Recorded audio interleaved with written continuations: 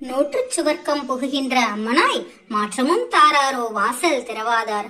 நாற்றந்துழாய்முடி நாராயணன் நம்மால் போற்றப் பறைதரும் புண்ணியனால் பண்டொரு நாள் கூற்றத்தின் வாழ்வேழ்ந்த கும்பகர்ணனும் தோற்றும் உனக்கே பெருந்துயில்தான் தந்தானோ. ஆற்ற அனந்தல் உடையாய் அருங்கலமே தோற்றமாய் வந்து திரவேலோர் எம்பாவாய்.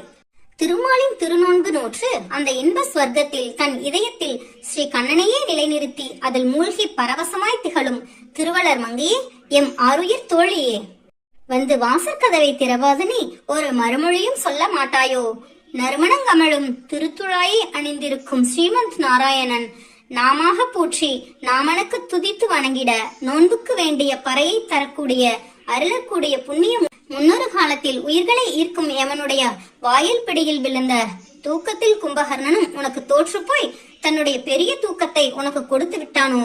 மிக அதிக சோம்பலை பெற்றவளே, தேட கிடைக்கா அரிய ஆபரணமாக எங்களுக்கு வாய்த்திருப்பவளே, தூக்கத்தை உதறி தள்ளிவிட்டு தெளிவுடன் எழுந்து வந்து கதவை திறப்பாயாக என்று கடிந்து இடித்து எழுப்புகிறாள் சூடி கொடுத்த சுடற்கொடியாள்.